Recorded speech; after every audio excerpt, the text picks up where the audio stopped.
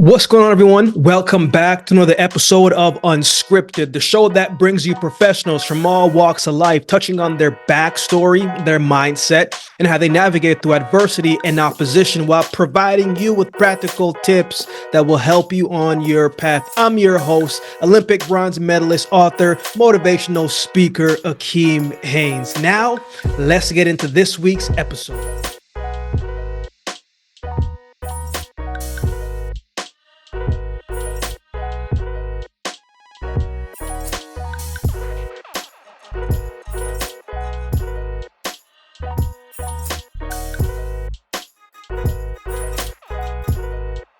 What's going on, everyone? Welcome back to another season of Unscripted with me, your host, Akeem Haynes. Before we get into the episode and I introduce my special guest for this episode, just a few quick announcements. Usually previous seasons before, the show drops on Mondays, but it will be moved to Thursdays on YouTube, and then it will be on the audio platforms as well. So that's it. That's the couple quick announcements. Now, with all that being said, let's get into this season and my first guest of this season. Today, I'm joined by author, motivational speaker, and entrepreneur Poloko Mmakgolane. Poloko is a dynamic, passionate speaker on stage, in front of the camera. Last year, Poloko was acknowledged in South Africa as the social media influencer of the year. Man, Poloko shares a story and a message of hope, faith, and encouragement across all his social media platforms. He's the author of 3 books. His first book entitled How Can I Make a Difference? His second book entitled Stronger, 90 Days Devotional. And his third book that will be released in July is entitled Stay in Your Comfort Zone, The Mastery of Public Speaking. In this episode, Poloko takes us through the ups and downs of his journey to get to where he is today. We cross pivotal points in his life where he's had to look in the mirror to figure out what was going to come next in his life. And that's just the cusp of it. We talk about so much more. This is an episode I believe you will truly enjoy. I couldn't think of a better way to set the tone for this new season of Unscripted. I enjoyed this conversation with Poloko because it was just 2 individuals having a conversation, sharing perspectives in life, not just the great moments, but the moments that he was able to turn a negative and turn it into a positive and find hope to keep going. Again, an episode I believe you'll truly enjoy. But before we go, don't forget to subscribe to the YouTube channel so you don't miss any more episodes moving forward. And you definitely have to follow us on all of the audio streaming platforms. If you can, it would take a few seconds to leave a rating and review of the show. It would be greatly appreciated. I would love to hear your thoughts on what you got from the episode, what you liked from it, and what resonated with you. So with all that being said, enjoy this week's episode with Poloko Mmakgolane. Man, what's going on, man? Good to see you, man. You always got the hat nice and brimmed up, ready to go, man. I like it, man. How you doing? Hey, man, let me tell you something. I'm at an age right now where my hairline is kind of fighting for its life right now. My hairline is, It's funny you say that. Like I literally told my wife the other day, I said, Joe, if you ever see me, if my hairline is back here, I said, Joe, just tell me to cut it off. Like, don't make me save it. I'm gonna just be out here bald, nice and shiny, faded up, man. That's what I'm saying. That's what I'm saying, man. And it works. You gotta choose a struggle, right? You just gotta pick a struggle. I'm just at a point right now where I'm trying to hold off for as long as I can. So let's see how much more time I have. Let's just see. Man, I appreciate you, man. Thank you for taking the time, bro. I'm a guy that likes to jump in, man. I'm not really a fluff type of person, bro. I like to get to the business and get to the talk. But yes, sir. I want to ask you this, the first question, man. I start the show the same way for the past 2 seasons. And I'm going to continue to start it like this because it is how I start my day. It is how I finish my day. And I'm sure you share similar views and we'll get into that. But I like to start with gratitude, man. I think it's very hard to be negative about life if you're thankful for what you have in life. So give me 3 things you're grateful for today, man. Man, I start everything with gratitude. Right now, I guess I can say off the top of my head, I'm grateful for life. I always start with that. That's always Mm, top of the list for me. I'm grateful for good health. That is priceless. You know, you just have to get sick a couple of times to realize how priceless that is. And I'm grateful for people. I think let me just bundle mm, it in just one and just say people, man. People. I'm in a season right now where I'm learning that you can't do anything without people. Whether it is friends, whether it's family, whether it's this conversation that we're having right now, I've just come to learn that everything is so divinely orchestrated that there's no relationship that is without a cause. There's no mm. relationship that is pointless, useless, or anything like that. So I'm grateful for people. So that's my 3, since you only wanted 3. But I start my day exactly the same way. I start my day exactly the same way. Just sit down and reflect on everything I'm grateful for. Man, you spoke about, and this was, you spoke about having people, man. It's not an easy way to get there.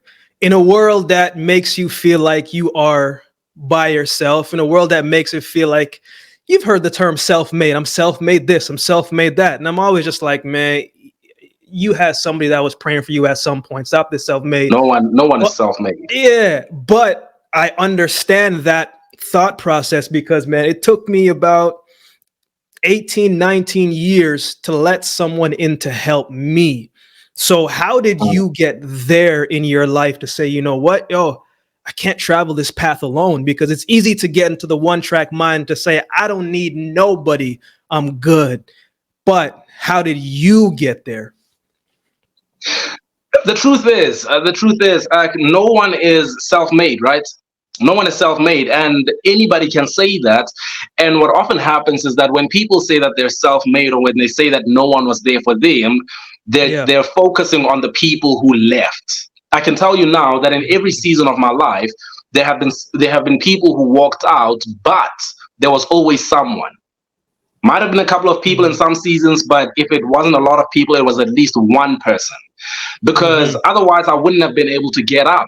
I've had seasons where literally I couldn't get up. And so there's always been at least one person.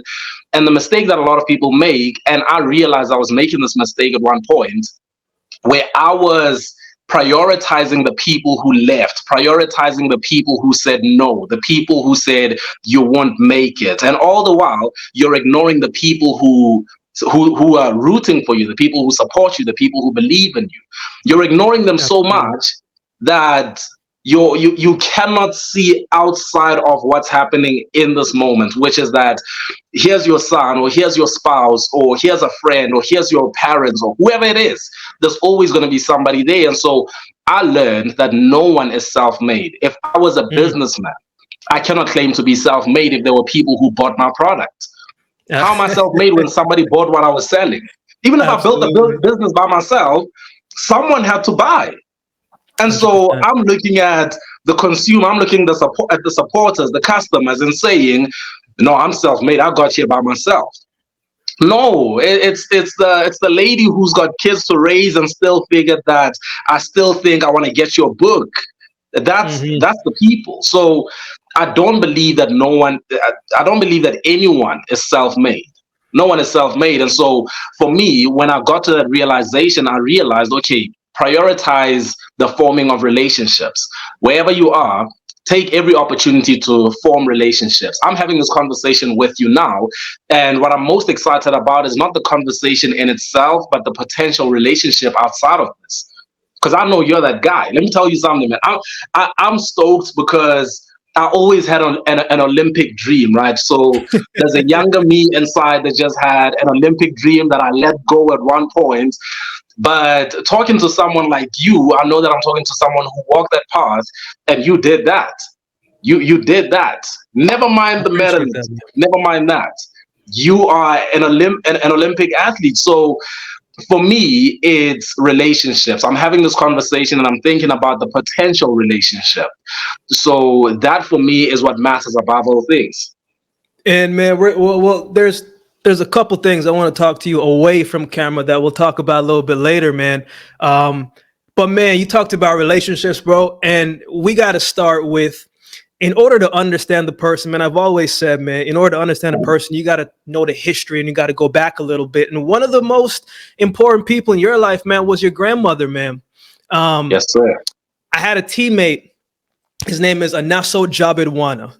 He was from Eastern Cape, South Africa. So he would tell me a little bit about South Africa.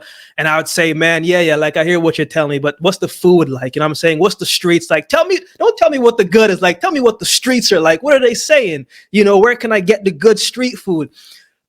You're from Rustenburg, man, raised in the village, raised by your grandmother. I want you to take me back there, man, because when you think back, man, let's do this. Give me two things, Poloko. Give me, what do you remember most about those younger years? And what did you learn from your grandmother? You know, sometimes our elders, man, they kind of teach us a lot without even saying anything because we can see what they're doing. I learned a lot by seeing, not necessarily what was told to me. So when you look back now, what was it like growing up during that time with her? And man, what did you think about and remember now saying, oh man, I didn't know where I got that from, but now I can think about it. I got that from her. Walk me back to those times. And what did you get from her, man? You asked me for at least two things. So let me tell you two things, and I want to load it up and come with it. Yes, sir. Yes, sir.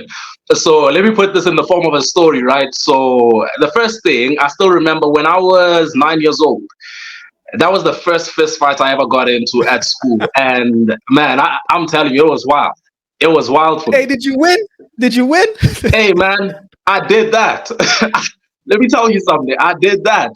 So the way that it happened was I had been getting bullied for some time. So a couple of weeks went by where I was the new kid in the block. And so there was this little clique of 9-year-olds, and they were a terror. You know, I'm talking about shoving, I'm talking about name calling and all of these things. It only got bad when they started touching me because I could just take the name calling and keep it moving. But now when I'm being pushed and shoved and kicked, that started to be a problem. And so I remember one day I went home, they did this after school where they were pushing me around. A typical movie scene with bullies where they're pushing me around in a circle, right? Yeah. From one to another. Go home crying. I ran home that day because I used to walk a very long distance to school, but I ran home that day. When I got home, I told my grandmother and I was crying besides myself. Then I remember she said to me, if you come back here tomorrow crying, I'm doing you. She said, I'm going to do you if you come back here crying again because your peers are bullying you. And so now I am distraught, man. I don't know what to do, what's going to happen. You're supposed to help me. You're supposed to help me. She says, no, go stand up for it. Because she asked me a question. She said, are they older than you? When I said, no, they're in my class. She said, I'm not doing anything about this. You go handle it. I had an uncle, my late uncle was around at the time. I told him and he said, okay, let me show you how to throw a fist. All right. I'm just going to throw you how to throw a punch. And then you go do whatever you have to do. And I still remember, and this is something I learned from, I guess, my grandmother and my uncle at the same time. Because my uncle said to me, this is how you throw a punch. He kept saying, hit me, hit my hand, hit my hand, hit my hand. And once we sorted that out, he said to me, when you get to school tomorrow, you wait for someone to push you one time. You don't need anybody to push you more than once. You're not going to wait for them to push you. They push you one time, and you do not, whatever you do, you don't push them back. You ball up a fist as hard as you can, and just throw it at the face. It'll hit something if you throw it at the face. So just throw it at the face, and then I promise you they'll leave you alone. And I went to school, and it went down exactly the same way. I'll never forget this kid picking up a tooth off the ground, and I never had problems ever since. And so I guess back then, there was this idea that was instilled in me that no one is coming to save you if you're not going to stand up for yourself. You don't deserve to have anyone stand up for you if you are not willing to stand up for yourself. There'll always be people who might want to stand with you, but they should be standing with you, not for you. And that I've carried with me throughout my life, where no one has ever stood for me. But if anybody wanted to do something about what I'm going through, they had to stand with me. And so if I have an issue, we'll work it out together. Just stand with me, be a brother, be a sister, whatever it is, be a mentor. Let's figure this out together. And so I learned at that early age that you have to go face it. You can't run away from problems and expect them to go away, because guess what? If I go home, I'm going to find them at school again tomorrow, and they're going to keep on doing the same thing.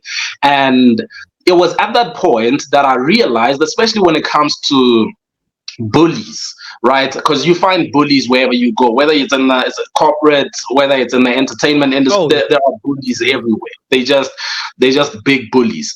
And I learned at that point that bullies were very insecure and more afraid of me than I was of them. And so they had to get to me before I could defend myself, respond. And so that changed my life. That really changed my life. I was never bullied after that point. I was a very quiet kid, kept to myself, but I knew that no one wants a problem with me. I had to make sure of that.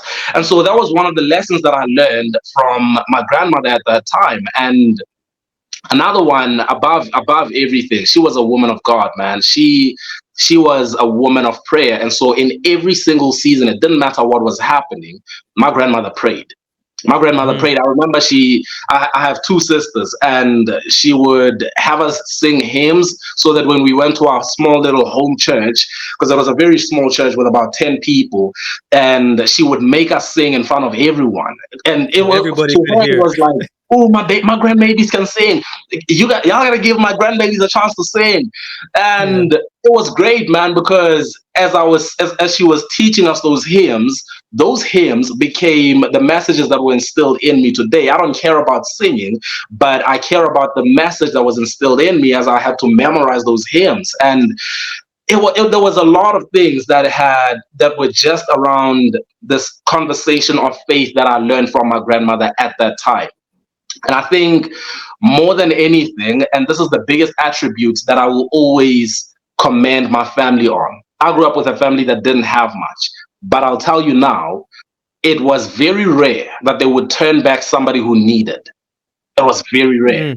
And sometimes I thought it was foolish, because it's like, if we have 10 eggs among 5 people, don't you think that we should, ration this thing out?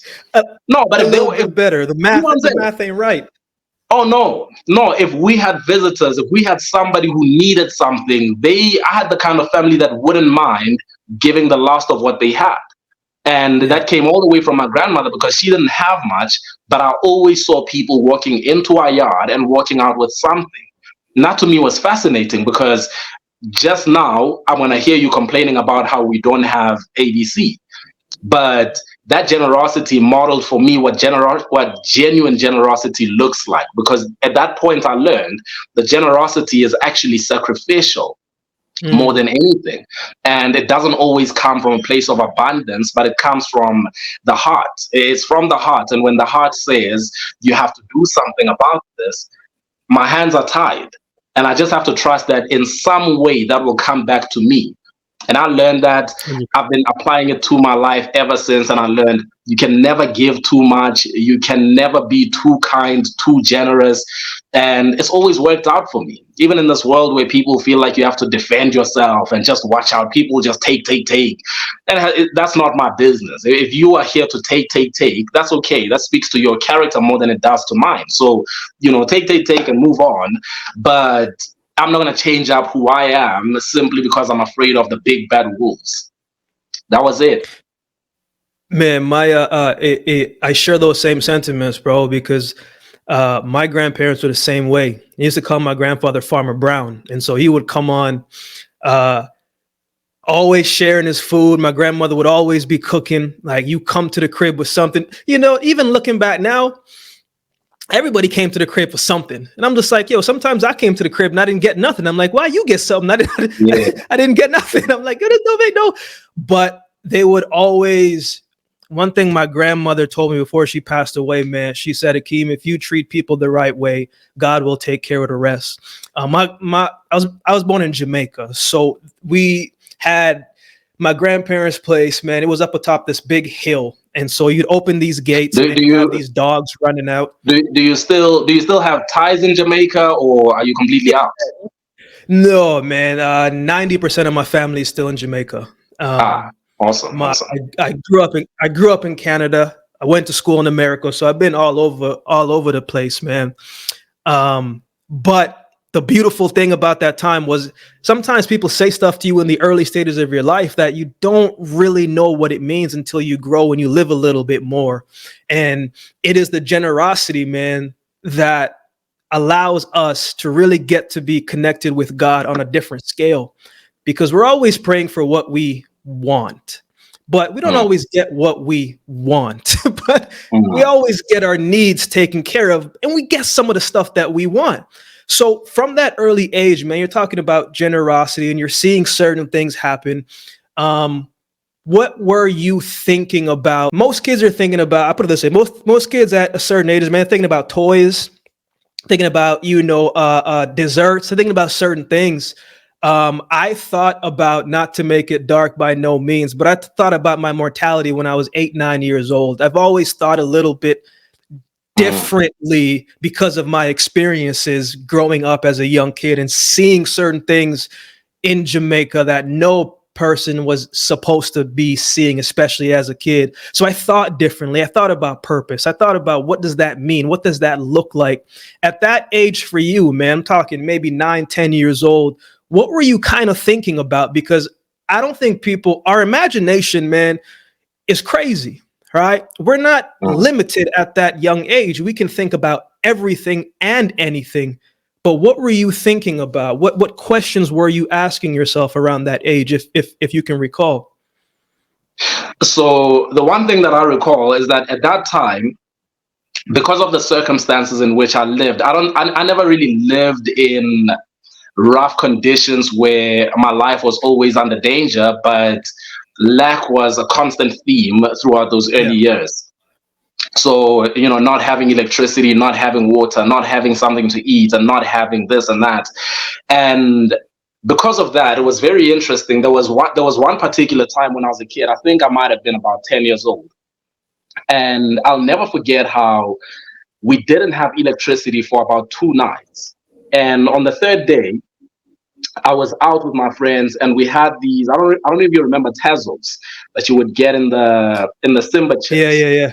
So we used to compete for those, right? We used to collect them, and then we would compete for them when I was out with my friends. And then one day I was killing it. I was just absolutely crushing it. I was Yeah. collecting everything. And there was something that happened, which was, in hindsight, to me, I see it as a moment of brilliance and some form of revelation, because after I collected all these tassels from my friends, I could see how sad they were. And as I was about to go home, I remembered how sad I was about to be, because there's no electricity. Mm. And it was at a point where we didn't even have money for a candle, right? There was no candle, no electricity. It was just sitting in the dark, just stumble around and see what's what. And so I looked at my friends and these tassels that I had, and I said to them, I'll sell them to you guys. I said, wait, choose your favorites and I'll sell them to you.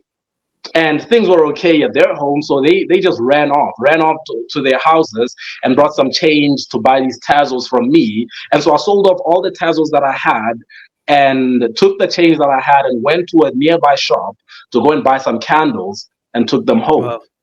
Yeah. Man, I'll never forget the feeling I had at that time.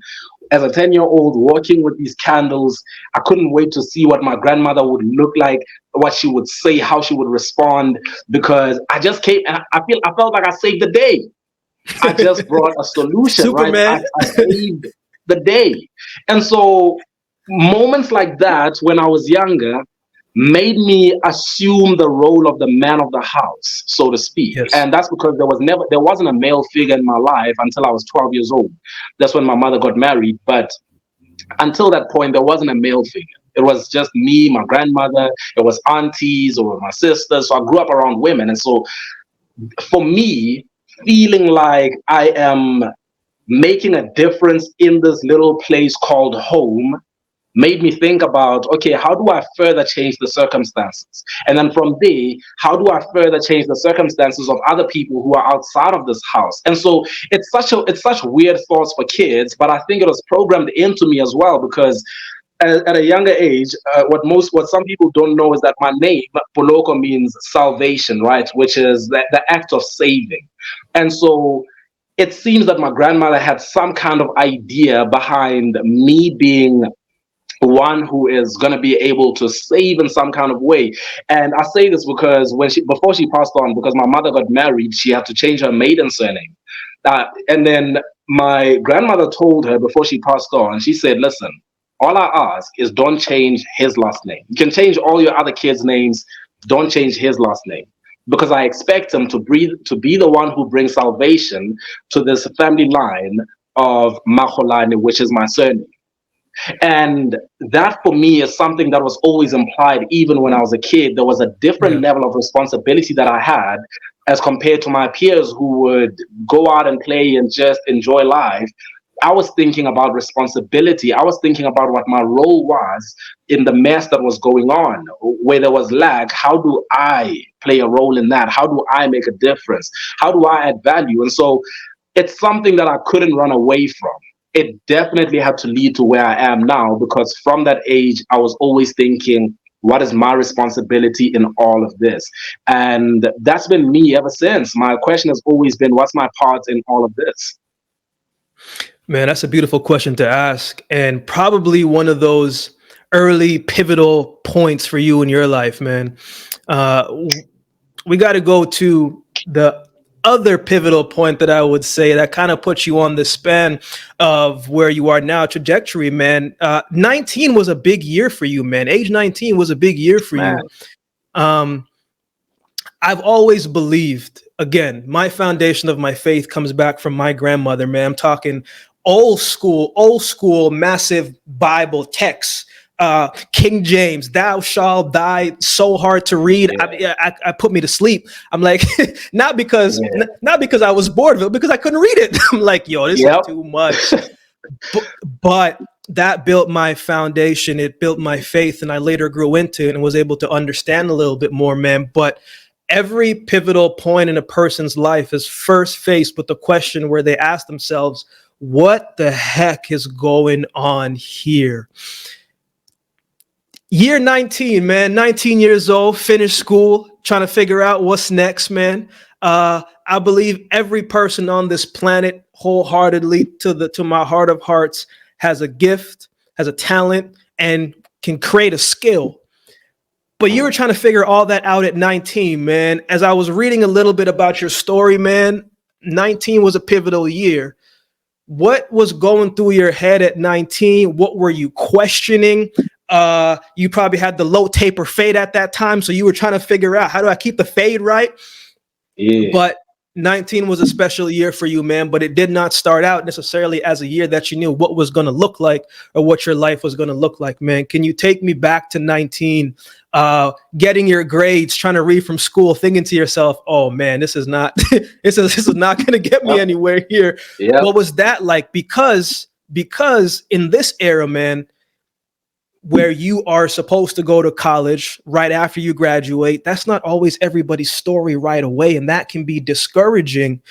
So how did you find light in a discouraging time in your life, man? The way that I like to think about it, I like to explain it as this idea of Jumanji. You know, you are existing in this kind of reality, right? I don't have that many responsibilities. I just got to make sure that I get good grades, which, you know, I barely did. You know, I was fighting for my life. I was fighting for my life. And at that point, it felt as though stepping into so-called adulthood from being a high school student was a completely different world, completely different, because now my life seems to be my responsibility. My choices are going to affect me. You know, back in high school, I could make some choices and I didn't really have to bear the consequences of my choices to that extent. So when I was 19, well, 18 going into 19, I finished high school, And the blessing of that season was during the holidays. So what we do is we wait for our results, right? Okay. You finish grade 12, and then you wait about a month and a half for your results. And while waiting for those results, I decided to get a part-time job at a retail store where they were selling shoes. So I was the guy that would walk around. "Oh, do you have the right size? I think this one would look nice." And I was pathetic at it because we were working on commission, and I was desperate. When you're working on commission, you're trying to get everybody to buy all the shoes in the Everybody. store. And Yeah. so when I was doing that job, it was horrible. It was the most horrible experience of my teenage years. And I still remember I would go home every other day from that job saying, "This can't be it." I said, "This Mm. can't be it, man." And even if I had to be doing it just for money, because I was doing it just for money, I was like, if I'm doing something just for money, then why is it not good money? It's not good money. I am terribly bored when I'm there, and I'm not having a good time, and my soul feels depressed. And so I had that little, wrestling internally. And then we go on a month later, we get our results. I look at these results. This is not much to go with. You know what? Hey, man, this is not going to take us anywhere. So what's going to happen? I Yeah. can't get a bursary because my results are not that great. My parents can't afford for me to go to university. And then what I did at that point was I volunteered at a church. And this was wild to my parents because I had a job, and to a lot of Yeah. people, you have a job, keep the job. It's something. And I wasn't interested in just something. So when there was this opportunity for me to go and volunteer at a church and they had a place for me to stay, that's all I wanted. I said, I'll see what I eat, man. As long as I have a place to lay my head, and let me just get away from the family for a minute and let me go figure myself out. And it was through Hmm. service. And this is the point I try to make to people all the time. It was through service that I discovered myself. I doubt that you discover yourself any other way except through service, except through trying to see what good you play in the lives of other people. How can I be a net positive to the space that I'm in right now? That's how everybody finds their purpose. Whether your purpose is in whatever industry, it's always a question of how do I make a difference in someone else's life, whether it be entertaining them, inspiring them, teaching them. It's always about other people. And so for me, that year was so important. That age of 19 was so important because for the first time in my life, I had to be concerned with other people. I had to be concerned with service. And a story that I don't often tell was that in that year, while I was serving at the church, I had a mentor who said to me, "What I want you to do every single Monday," she said to me, "every single Monday, you're going to go there by yourself. I'm not going to be there. Go to this children's home, spend time with the children every Monday." And I was like, can't they just Why? call me when they need somebody to sweep the yard or something? I don't mind giving my hands every now and then. But she said, you got to go there every Monday. Spend time with the kids. Wherever they need hands, you help out. And it was such a life-changing experience because now all of a sudden I'm concerned with the needs of other people. And Mm. in the Christian faith, it says that true religion is one that concerns itself with the needs of orphans and widows. That's the religion that pleases God. And when I Mhm. was now being put in a position where I was serving those who in our society would be without anyone else to care for them. And now here I am playing with them, and here I am teaching them this, and seeing how some of them started to see me as an older brother. Some of them started to see me as a father because they were so young. Yeah. It was life changing. It was life changing. And through service, I then got to discover this is what I'm supposed to do. This is my purpose. This is where I'm going. This is who I am. And from that moment onwards, I just kept on growing and expanding in terms of my character development. And from there, the same mentor, I remember one day said to me, I feel like you have the gift for speaking. I said, not a chance. I said, there's no way you think I have such a gift. They used to go and preach at high schools. They used to go and motivate the kids at high schools. And I used to just be a shadow, just watching them every now and then, maybe take pictures. And then one day, She said to me, I think you should be the one to speak to them today. I said, I'm not doing that. I said, I'm not. I can't. I'm sorry. I just don't have that in me. Because the last time I had a prepared speech to do in English class when I was in high school, I cried in front of the class. At 18 years old, cried in front of the class because I was so Yeah. nervous, man. I was so shy.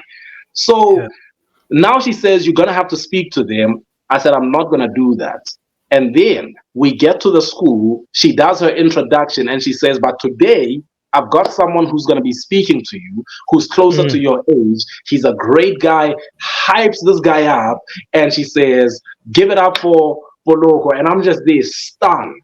Right? I'm stunned. I'm like, what is going on? What do I go there and say? And I get up there and I start to parrot some of the things that I've heard before from other preachers and speakers, and just a compilation of what's in my mind and what I heard from other people. And I deliver that. And I'll never forget all these kids just completely locked in. And after that, she said, I told you. She said, Mm. I told you. I said, man, I could never have seen that in myself. Never could I have seen that in myself. No one else around me could see that in me. And it was at that point that my whole perspective changed. My self-awareness was completely it was completely shifted, because I thought I knew myself, but I realized I didn't know myself so much. I needed someone who would act as a midwife, to use that analogy, right? I needed someone who would act as a midwife to stand in between me and this dream that's on the other end, and help me with a transition that can be as smooth as possible. To say, this is who you think you are right now, but let me show you what you can be. Let me show you what you can Mm. give birth to. And I'm going to be here to aid you through it. When I say push, you push. When I say hold, you hold. Just do what I say do. Trust me, and I'm going to show you how to get to the other side. And that wasn't hard for me to do, because the year before that, I was running in high school, right? When I was in high school, everything sucked for me, and I found out that I had a passion for athletics. And Mhm. I learned in that year, because I had a friend of mine who had been a national champ, and he said to me, go to that coach. That's who I started with. Do everything he tells you. Right? Said to me, Mm. do everything. It doesn't matter what he says. Just do everything he tells you. He says, run, you run. He says 12 laps, you do 12 laps. He says, rest, you rest. It doesn't matter. Even if you think you know better, even if you feel like you can do more, you need to do less, just do whatever he tells you, and you're going to be just okay. And I remember from that, I learned from having a coach in track and field, the track and cross country. When I had a coach then whose instructions I followed to the T. When I had a mentor, I figured that the same thing would be true. That's the quickest way for me to go from here to there.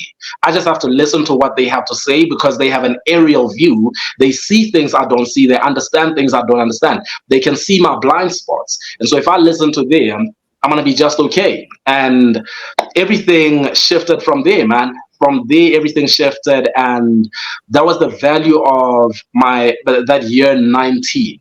Just these two big lessons, which was, you don't discover yourself unless you commit yourself to the service of other people. Find out how you can serve other people. And then secondly, if you have a good coach, you just have to listen to what they have to say, and that is probably your biggest shortcut to your success. And it just kept on going from there. Man, sometimes you don't know what you're good at until somebody else tells you, man. Like sometimes it's part of that. Like I remember, man, one time in college, bro, like, like coming into college as a top recruit, always has a lot of pressure, right? Because they always want to remind you of the money that they're spending on you. And I remember, man, I was battling with some injuries and I pulled my hamstring, and I was just having like a tough go physically, because I was like, yo, I'm here to run fast, but I'm a little bit hampered. So I was feeling down this one day, man. I had just lost a friend a week ago as well, too, and I couldn't go home back to Canada to visit because the professors would not allow you to not write the test. So I was just like, yo, I'm going through it. And I remember I made up in my mind, I said, man, I'm going to go visit the cancer patients at the hospital at the college. Why? I don't know, but it felt like it Mm. was something that I felt pulled to go and do. So that's what I did. And I remember talking to this man. He was probably at the time in his 50s, man. and you could tell like he didn't really have a lot of visitors, right? For whatever reason. And I remember I was just talking to him, man. I was just like, hey, I hope it's okay that I can just, sit here and just talk with you. I just want to have a conversation. And he says, oh, okay. He says, oh, so I see you run track and field. I've saw your name in the paper a little bit. I was like, oh, okay. So you're a sports fan. And he says, yeah. And he said, man, what I would do to just run around the lap one more time. And I was like, man, what am I complaining about? You know what I'm saying? Like, what am I complaining about? I have that ability to go the next day, even though I was still battling through the injury. And so you realize certain things that society may tell you, and you got to unlearn some things. In the past 5 to 6 years for you, man, what are some things that you had to unlearn in your life? Oh man, I am deep in the process of unlearning, and I'm starting to think it's gonna go on forever. I'm not gonna lie to you, because I thought, I was in a season of unlearning at some point, but I figured that there was so much that was faulty in the way that I used to think, the way that I used to perceive life, and the way that I got to the unlearning part. That's when I started to listen to a lot of different teachers. I picked up the book The Power of Your Subconscious Mind. I don't know if you ever read it. Joseph Murphy changed my life because I realized that there was so much that had been programmed into me from a very young age that would probably take a long time to undo. And some of those things is, in the area of my career, for example. For a long time, I listened to the people who would say, if you don't have this, you can't do that. If you don't have these qualifications, you can't get there. Right? I know what And that's like, I man. had to I felt unlearn that that too. because I thought I was screwed when I couldn't go to university. I thought I was screwed, man. And then I find out that there are people who didn't finish high school. Oh, okay. Yeah. So you can do it without a high school graduation, and I'm concerned about a degree, a diploma. But that was one of the things that I had to unlearn because growing up, you hear all of these things, work hard in school so that you can get such and such a qualification that can take you to such and such heights. And I am still in the process of unlearning that because I realized that then it's not even just about qualifications anymore. Then I had to get to a point where I had to do away with this idea that there was something that was truly valuable about titles. And I had to come to a point in my life where I realized that I want to have a name that's bigger than any title that I could have. Right? That is the desire that I have. And then I realized at one point, because there was a certain title that I always wanted, I was like, okay, I think I am beyond this title at this point. Because the true value of a human being is in who you are. It's not in the title that you hold. It's not in the fact that you are a doctor, you are a professor, pastor, whatever it is. It's in who you are. It's in the value that you actually do contribute to the world. And so I had to do away with that kind of belief. And there were so many other beliefs that I had to do away with when it came to the area of finances. Because I came from lack, because I came from not having much, I had to break certain patterns of behavior. I had to unlearn certain things that I had learned about money, right? This idea that if you grind hard, that's the only way that you will get there. And then you realize that there are so many people who grind so hard and they never get there. And then I learned that, okay, so there is a common thread where people succeed at certain levels because it's the hard work, but it has to be coupled with some kind of grace and favor. And that's a reality. That's a reality. So the only way that I will be in position to be a recipient of that favor, that grace, is for me to be able to believe it fully. That sometimes it just so happens that somebody mentions your name at the right time, in the right place, and there's nothing that could have prepared you for that. There's no amount of hard work that can give you the kind of value that comes with your name being mentioned in a certain room, right? So things like that I had to learn as I was unlearning other things. And like I mentioned to you earlier, when it comes to relationships, I used to be one of those kids. And because I'm so influenced by the culture of the West, a lot of us decide, you hear about these phrases, the self-made millionaire. And when I heard that, I want to be a self-made millionaire, I'm going to be a self-made millionaire. And then I So realized, that sounds like me. I realized I cannot, man. It seems to be impossible to become a self-made millionaire. And this came from, I always remember, there's a story I'll never forget of my high school coach. When I wanted to get a coach, because I tried running and they would smoke me. And when my friend said, go to that coach, I remember saying to him, okay, so how much do we pay for the club fee or to be a part of this club? And he said to me that if you feel like you are at a point in your life where you can roll up, a 100 rand note and burn it, then you're gonna have to pay me, because then you have too much money. But he says, but if you're not at that point, if you don't come from riches, I don't That's need your money. good. He said, the only thing I That's want from good. you is good performance. I just want the times, man. Give me the times. Just keep on improving, keep on doing better. When you come back next week, come back with better splits, then that'll be reward enough for me. And I learned at that point, okay, so he played such a crucial role in my development. And ever since then, there's always been someone. I am so aware in every single season of the people who played a role in my life. So I had to do away with this idea that I could be a self made anything. I can't be a self made anything. Right. And just also when it comes to my perception of life and of the world, I had to move away from, I'm now at a point in my life, and I was having this conversation with a friend where I was explaining to them how I am not influenced by the culture around me. Listen, I'm sure there are some traits of influence, but when it comes to how I think, when it comes to what I stand for, man, I am so confident. I'm so confident in who I am, what I believe. And I realized that I had went from a point where I used to be the guy that determines his worth and his value based on what other people think, based on how they Mm, how they yeah. feel about me, right? And then I Yeah. realized, okay, I can actually determine what my value is to myself. I can determine my self-worth, right? That it's self-worth. No one else can be responsible for that. And changed immediately. Now I'm at a point where it doesn't matter what everyone else thinks. I don't mind standing by myself. I don't mind having a different opinion. I don't mind being the only one in the room who doesn't get it. Because guys, I just don't understand. You guys seem to agree on that, but I really just don't get it. And I'm not going to tell you that I do.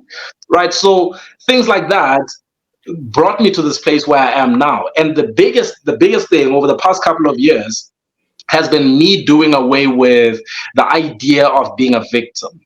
I'm a black man. Mm, I live yeah. in South Sure. Africa. We've Yeah. had democracy for a couple of years, right? We've had democracy for, I think, as long as I've been alive. So it's not very long. It hasn't been an entire lifetime since we've had democracy. So obviously, I'm at a disadvantage in a lot of ways. But I know for certain that my life is my responsibility. I was speaking yesterday on generational curses. I had to do a teaching on generational curses, and I was explaining this idea that it has become a cop out, right? You go to churches, you speak to people, and even in social circles, and they'll try to excuse the conditions of their lives by saying it's a generational curse that I'm breaking. But it's actually not. What it is a generational pattern of behavior. So your parents behave this way and you behave the same way. So you will get the same results they got. So now it's up to me to change that generational pattern of behavior and behave differently. I have to act differently. Right. I don't know my father to this day. I've never met my biological father. So that lets me know, P, don't play games, man. Don't be loose with these chicks. Because you could be just like your father and have a child out there and want nothing to do with them. So don't be Yeah. loose. Keep to yourself. Watch how you're walking. Watch how you're living, because you will not at any point in your life be able to point a finger at your parents and say it's because they passed this on to me. It's because they didn't do that. And I learned that my life is my responsibility. And that mob mentality, boy, mob mentality will keep you down, because the activist profits from your misery. I'll tell you that right now. I don't want to say too much, but I'll tell you now. There are activists who are counting on your rage, and they're counting on Come you on now. blaming the white man and you blaming so and Yep. so. They're counting on it. 100%. That's how they eat. 100%. 100%, man. I completely agree. Uh, Man, the journey that you're on right now, man. I think there are certain things in life that is a calling. There are things in life that's a job, and there are things that you kind of just, maybe you're embedded into. For me, speaking wasn't something that I set out and wanted to do. As a matter of fact, like, I'm the guy, P. Man, I like to be in the back with the hoodie on, just looking. Like, I don't want to be on the stage. I don't want to do none of that. But sometimes in life, when God calls you for a purpose, you don't care about how you feel. You don't care what you think. And so I kept getting opportunities coming my way to go and speak. And I would kind of turn it down for the first couple years, bro. Like, I remember turning down a TED Talk, and people were looking at me crazy. I was just like, yo, I was like, I'm not going to take something that I don't feel like I was prepared to give. Like, I don't want to just do it just to say, oh, the title is there. I'm just not that person. That's never been me. I don't really care. And to this day, maybe it'll come back. I don't know. We'll see what happens. There's been times, P, where it's probably, even to this day, probably one of my biggest speaking engagements that came. And sometimes you get an opportunity, man, and the number is nice. The number was wicked, but it does not align with me. It was a smoking company, and they were throwing a lot of money at me. But I'm like, yo, I was a former professional athlete. What do I look like? What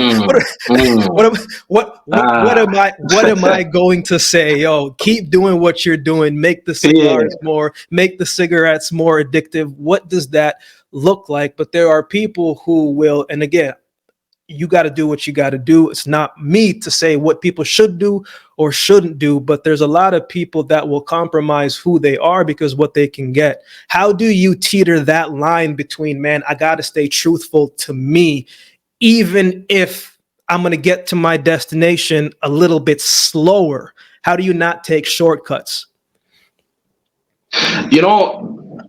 Brother, the beauty of not having gotten to where I am through qualifications and connections and all of that is that I am so aware that I am where I am because God put me here. I'm so aware. No one can convince me otherwise.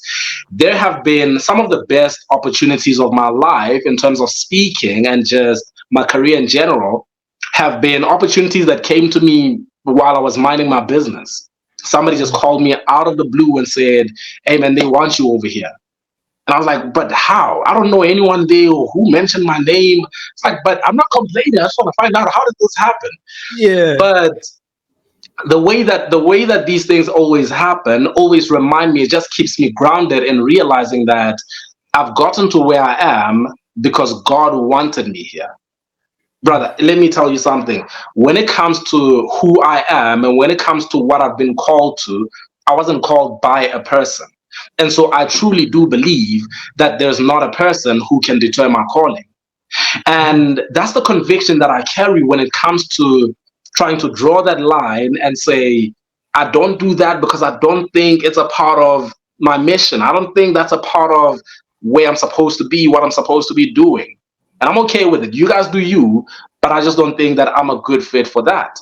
I'm okay with saying that because I've seen, and this is why I say it's so beautiful to not have come from that privilege, because I've seen how God takes care of me. I've seen how I've said no to such an opportunity, and then God just turned around and said, I got you. Right? So for me, that's what it's always been. I've always put my faith first, because the day that I compromise my faith just for a single check, then I'm screwed, because what if I lose that favor? What if I lose the one force that has been behind me all my life just for a single check? Probably not a life-changing check either. Let's just be honest. It's just that it's good for, for now. So I'm just very intentional about that. I'm so aware of that I cannot compromise what has been working for me all these years and give up my integrity just for something that's just for now. I don't know if you're familiar with this, but in the Bible there's a story of a man called Joseph. And when he was in a position where in this man Potiphar's house, he was a servant in the household, and Mm-hmm. he had been put in charge of everything in the household. And the wife of the master said to him, "Come sleep with me." And he And was he like, said, nah. what do I look like messing up everything that's going on for me? What do I look like losing the favor of God just so that I can have some right now? Right? Yeah. Because he said his answer was, "My master has not kept anything away from me except you. And I wouldn't want to sin against God in that way. So I can Mm. have it right now, but is it really worth me losing the favor of God on my life? Is it really worth me losing the thing that has lifted me up all the way to this point? I come from the trenches. I come from the mud. This name wasn't what it was a couple of years ago. It's been the grace of God and the favor of God that has sustained me ever since. And so it would be foolish for me to give up that favor just so that I can get some change now. So that for me is how I think about it. And I really don't have a more a more practical answer, behind, I decide this way. But for me, it's just a matter of conviction. Does that sit right with me?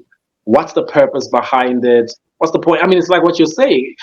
If I own a cigarette company, what do I look like going to an Olympic athlete and saying, What? "Hey man, let me talk to you about these cigarettes," right? I've got to wonder, is there a bigger purpose behind this? Is this meant to be my downfall? 'Cause that's too suspicious for me. Man, that's beautifully says, man. Book of Joseph, one of my favorite stories in the Bible, man. I got two more questions for you, bro, because I think it's important that we talk about this next thing. Man, how do I put this? It's not one of the only things, but it's one of the things that has kept me going. I'm stubborn in a lot of ways, but I think in the right ways. One of my favorite scriptures, man, Galatians 6, verse 9, where it says, "Do not be weary for doing good, for at the proper time you reap a harvest if you do not give up." One of the greatest things that I've ever done in my life, man, is to just not give up. I think that's a testament as to why I'm here today, because I did not give up. And I'm very disciplined. I'm not going to just say that. I am a disciplined person, but I did not give up, even though there were moments where I definitely thought about it. The fighting, not gonna say fighting, defying the urge to quit, man. How do you stay encouraged, positive, in the dark, in preparation, when there's months of darkness?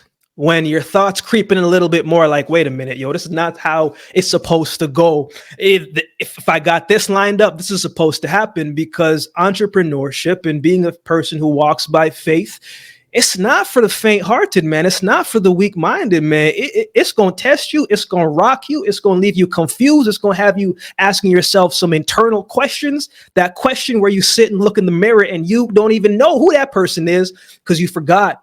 The moment caught up with you a little bit and you kind of forget certain things, man. So in preparation on a practical basis, day to day, how do you stay encouraged to continue to fight the good fight, especially on the times when the fight didn't look like you was winning?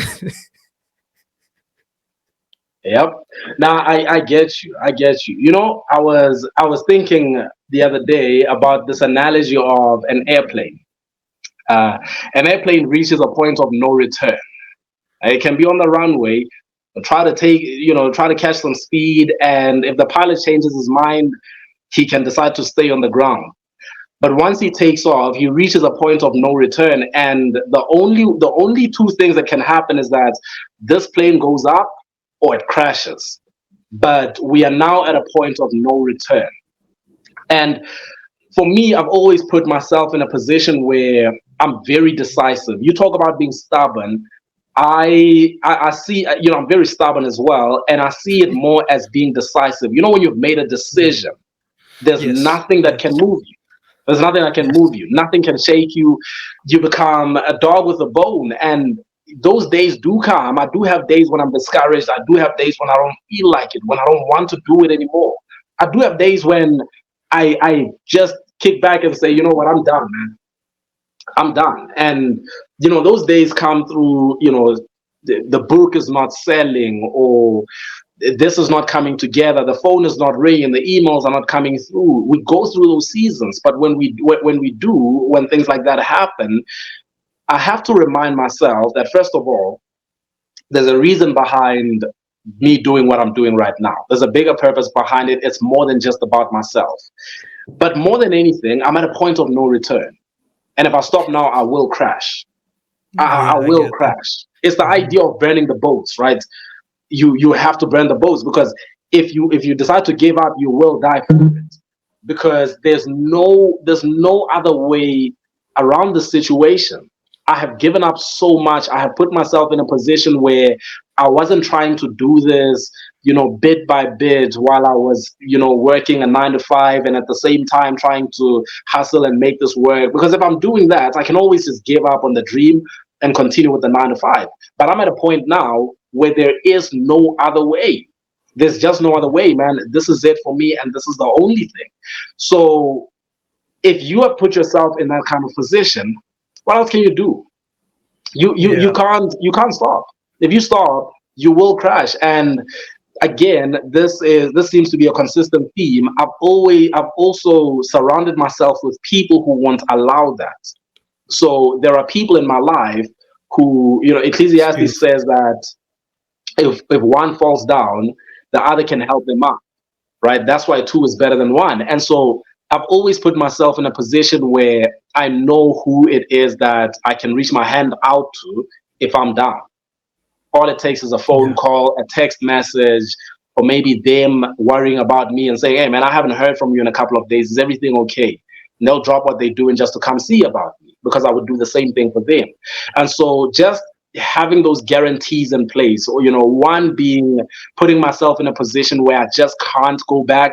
And secondly, having those people in my life who will hold me accountable, and if anything, really shake me out of it and make sure that I stay the course. That for me, I found to be very useful. Wow. No, man, that's really good, man. We can't finish up the conversation, man, without me asking about this book. You got a new book coming out, right? Yes, sir. Yes, sir. But hold on, man. Sorry, because as I see, we're almost at an hour. Are we good if this goes a little bit over an hour? Yeah. Okay, because I wanted to ask you that same question. Because you're an athlete, and I admire athletes.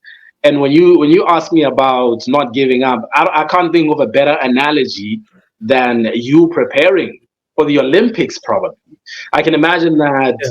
It can be painful. It's multifaceted. It's more than just about you working at a single thing. It's your diet, and then it's you on the track, and then it's you in social settings saying no to certain things and having to say yes to things you don't really want to say yes to. And just that discipline overall, sometimes it can get a bit heavy. I mean, I only ran at a national level, but I know that an athlete goes through what is probably the highest form of discipline, the highest level of discipline. So I want to know that from you. What happens when Akeem just feels like, this is it, I'm done, I don't want to do this anymore?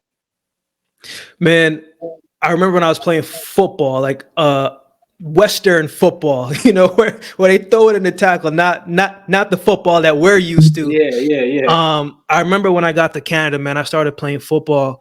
And my coach said, Akeem, football will teach you a lot about life. It'll teach you how to stand, and it was a beautiful speech, like the magnificent.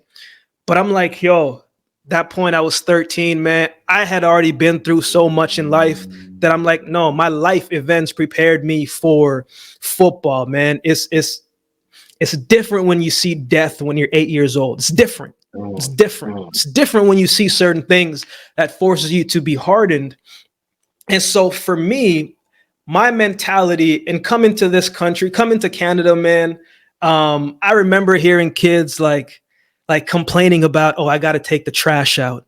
oh, I didn't get my 3 showers today. I was just like, yo, I come from a place where, yo, you want to go and shower, you want to use the bathroom, you got to go walk to the outhouse. I'm like, what are y'all complaining about? And I would hear it over and over again, and I'd realize, okay, they come from abundance, and that's great, but the mentality is different. So for me, I've always been a mental guy, and every time that people would get tired, I say, okay, perfect. Now this is when I can flip the script and I can flip the edge. And so I'd always do more, especially in football where you could manipulate training, right? So I'd be in games, P, and a man would tackle me, and I'm like, yo, I should have broke that tackle. I didn't break that tackle because I wasn't conditioned enough. So I could always do more. And,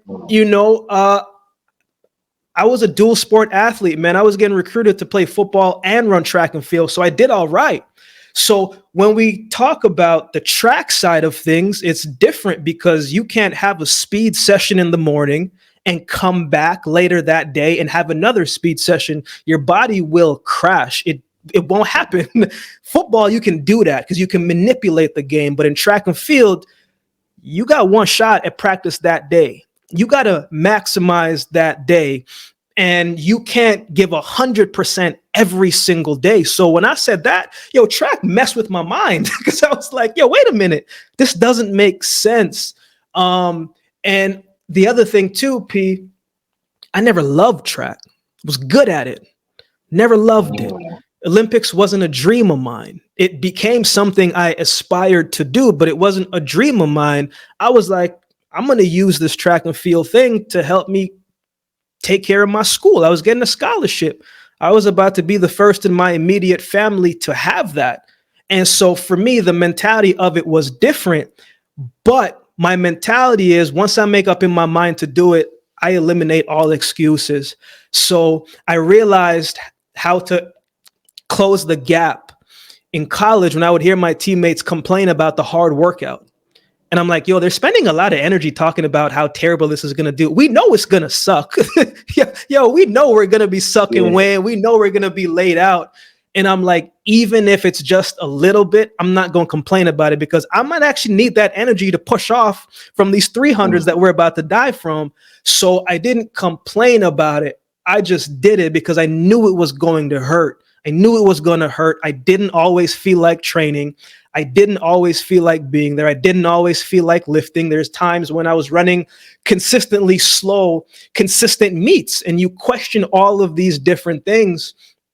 But for me, it was, man, I've always felt like how I handled the moment and what I was thinking and how I was feeling was going to dictate how I would respond the next day. So if I had a terrible race, man, you can't carry that into Monday. You can't do that because you have to have something positive to start the week off with. And that took me in the track and field sense, man. This is when things started to really take off for me. Was I would always say every race was bad when I didn't hit the time I wanted to hit. If I didn't get Olympic standard in January, forgetting that Canadian trials are in June. So it doesn't matter if you run fast in January. But I was just like, I was beating myself up. I was like, yo, Akeem, you didn't run fast, man. That's a wash. Until one day I got mad at myself. Man, you ever get mad at yourself that you just like, yo, what are you doing? Like, you know better than this. And I was just like, man, well, what went right this meet? And I was just like, man, nothing, man. It was terrible. And I asked myself again and again and again. And I was just like, wait a minute, I actually had a really good start. And so you pinpoint certain things at that elite level because it's the small things that make the biggest difference. I didn't get a contract out of college. I got a contract 2 years later.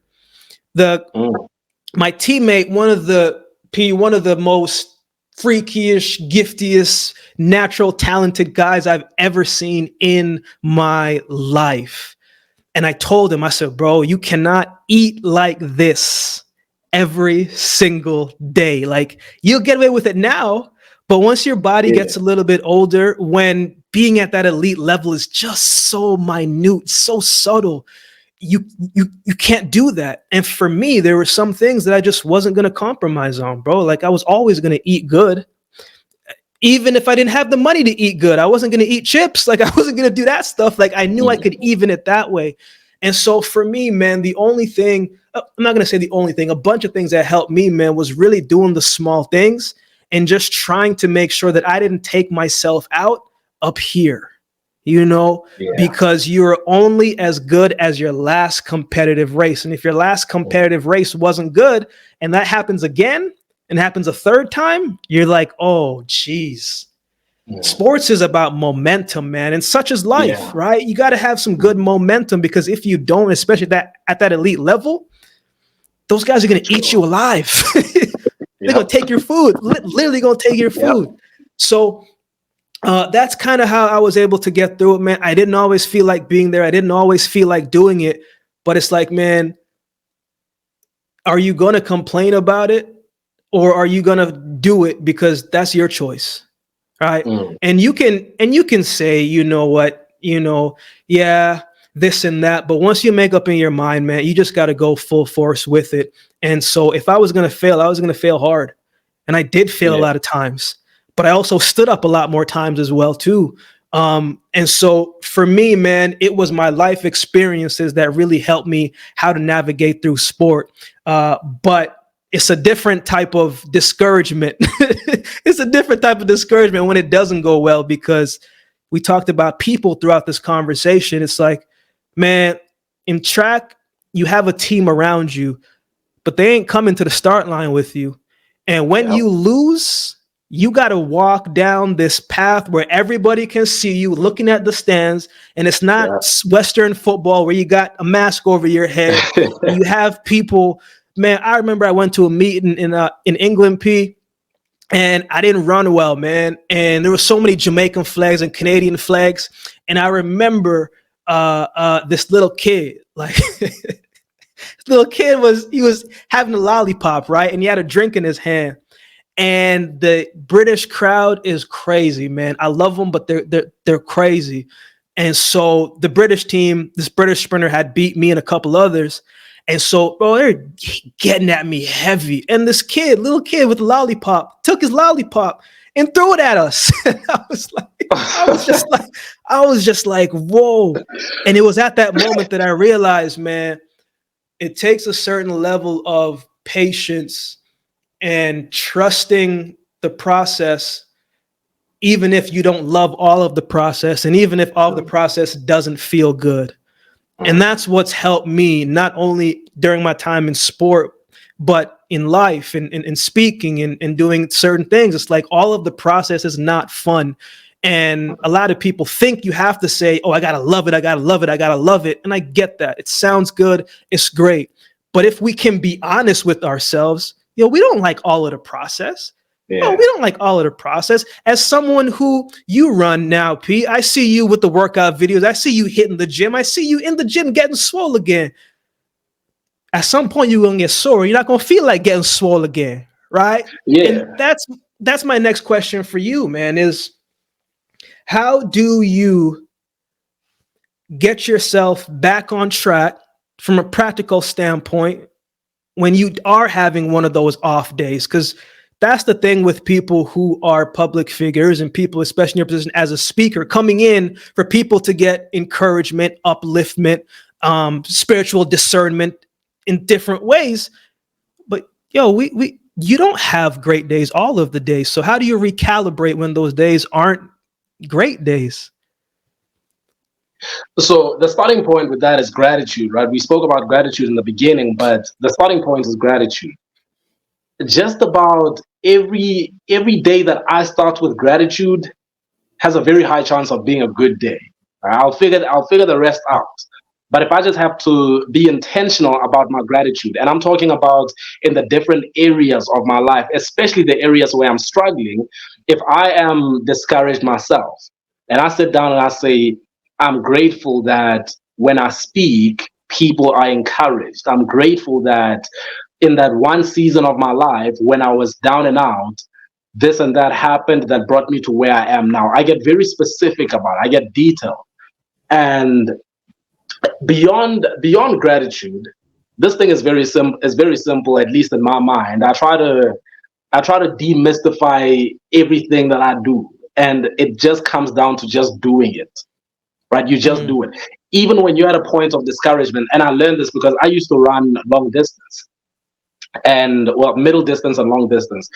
And when I would go out, especially for my long runs, when the coach is not there, during the weekends, when he said, this weekend, I want you to do this and that, when I didn't feel like it, even to this day, if I want to go out for a run, when I don't feel like it, as soon as I step out of the door, there's no way I'm going back in the house. If I've dressed up, stepped out, 10 steps is enough for me to get into it and say, oh, I might as well just keep on going. So it's normally just you doing the next thing. Just do the next thing. And sometimes you'll be overwhelmed when you try to when you try to take in the entire picture, when you try to figure everything out in the beginning, because you are discouraged that you haven't figured that out, you haven't figured that out. Just figure out, what do I do now? What do I do? What do I do now? What's the step I'm supposed to take now? And once you take that step, it leads to the next step. And it's very rare that you would go out for a run and then get back in the house after taking about 15 steps. You just have, you might as well do it. You might as well do it. So I think it just comes down to that for me. Just do what you're supposed to do. You do what you're supposed to do, because at the end of the day, how you feel will not be accounted for in your future conditions. The results that you're gonna, like, no one is gonna account for the days when you didn't feel like it and say, okay, on that day he didn't feel like it, so let's just give him a little less of the consequences he deserves. No, that's not how it works. You're gonna get the consequences of what you do today. So it's just as simple as getting out there. You have to get out there. You don't need really beautiful words of encouragement and inspiration. You don't need some pie in the sky. You don't need words that rhyme. You just need to go out and do what you're supposed to do now. You'll figure out the next thing. Just do what you're supposed to do now. P, man, you've been so gracious with your time, man. I want to be respectful of it, man. I wanted to go an hour to be respectful for you, but we could probably talk for another 4 more hours, man. I want to get you out on this one, man. One loaded question, but because I want to hear a little bit about your book and the reasoning behind this new one. Tired of losing, get unstuck and start winning. So tell me a little bit about that. And then I want you to close it out with a new question that I'm going to ask on this season show, man. What is it that you want to be remembered for? All right. Like when your name is mentioned and when you're, in the rocking chair, rocking back, laying out, chilling, relaxing. And when someone brings up your name, Poloko, man, what is it that you hope that they get from you?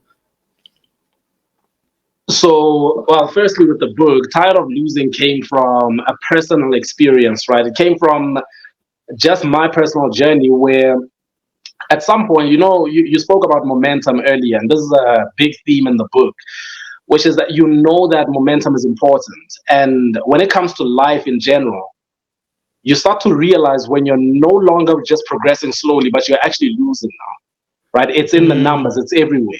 You look at, your relationship, you look at your finances, you look at your social standing, you look at your impact on other people's lives, you look at your career, just everything, and you realize that you're losing. And what I learned, and I came up with this concept at the beginning of last year, when everybody was talking about resolutions once more. And I realized that most people don't understand what a resolution is. A resolution is a decision that can't be shaken. It's a decision that cannot be undone. You are going through with it. When you make a resolution, it's kind of like jumping off a cliff. You can't change your mind after you jump. There's no change in your mind. You can want something different when you want, but you've jumped. And so Tired of Losing came from this idea that a lot of people are losing. A lot of people, if they just be honest with themselves, the majority of us are losing. The majority of us don't have the kind of quality relationships we want to have. We don't do the work that we want to do. We don't have the job we want to have. A lot of people studied something they didn't want to study, are stuck in a job they hate. A lot of people don't have the respect they wish they had, whatever it is. A lot of people are losing, whether it's with your children, with your spouse, whatever area of your life it is. You just have to come to an honest assessment where you say, am I actually winning? And winning looks different to everyone. Winning is not about you being Absolutely. in front of everyone else. It's about you being better than yourself. And when you realize that you are in the same position that you were in last year, then you realize that you're being defeated. I'll tell you this. It came from, there's a story that, a moment that had a big impact on me. And I think this summarizes what the book is really about. So some time ago, about 2 years ago, a year ago actually, a year ago, I found myself going to a pawn shop. You know where you to go Yeah. and turn in some appliances or goods or whatever it is for some cash, and then said I'm gonna come and pay it back with interest, whatever. I went to this place because I was out at the time. Man, I was down. I was flat. It was a really bad time financially. I went there with a device that I had, and I wanted to get some change for it. And the guy said, this is how much it's gonna be. He looked through the system, and then he said, "Have you been here before?" Man, let me Mm. tell you something. When he said, "Have you been here before?" I remember that I was there 4 years ago. 4 years ago. And so 4 years ago, I was at a point where I was trying to get some change, and I even went to the worst possible place to go to try and get some cash. And now here I am 4 years later, still in the same place. I said, something is wrong. So this is wrong. Something is not adding up. And so when that happened for me, it was a rude awakening where I realized I'm not the only one though. There are so many people who are still in the same place that they were in last year and the year before that and the year before that. And of course, I've advanced in so many other areas of my life, but that was one particular area that needed to change urgently. And I needed to make some drastic changes. And after I made those changes for myself, and after I put myself in a different position, I realized there's still a lot of other people who might need the same thing. And so I just outlined everything that I had to do to get unstuck. And I said, I'll give it to everyone else. Wow. Wow. That's what it was. When is the book coming out? July 15th, somewhere there? July 5th. July July 5th. 5th. That's when it's going to be out on my birthday. So I'm going to do a whole thing with my birthday, and it's going to be amazing. Man, that's probably maybe a week before that will probably be when the new season of the show of the show will start. So maybe that'll line up perfectly, man. Yeah. Man, bro, this has been great, man. I appreciate your time, man, and the honesty. I think a lot of times, sometimes we think being vulnerable is something that is going to harm us. But in more times than not in life, man, we're all going through our own ships, all going through our own problems, all trying to sail the same way. So appreciate your time, man. Thank you for taking the time. It's always love and appreciation, man. What is the best way for people to continue to support? We know that TikTok is going crazy right now, but what is the best way for people to support, man? I'm a big supporter of the YouTube channel as well too, man. The numbers are going to go up, bro. The numbers are going to go up. But what is the best way, your preferred way for people to continue to support and to continue to tap in with you, man?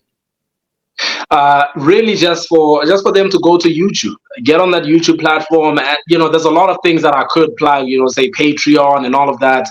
But if you just go over to YouTube, subscribe to the YouTube channel, we're going to communicate everything on there. And people support in a lot of different ways. Some people just decide that every single day I'm going to share the content with someone, or every time there's a new video, whatever it is.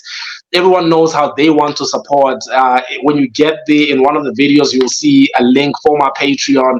If you want to go support my Patreon as well, more than welcome to do that. But just be in touch. Just be in touch. That's all I really want from anybody who's wondering how it is that they can support. So go subscribe to the YouTube channel. It's Poloko Global. So Poloko Global. And I'll definitely plug those in, P, man. Thanks again, man. I appreciate you, man. I appreciate it, brother. Thank you for reaching out, man. And God bless and all the best with the new season coming up.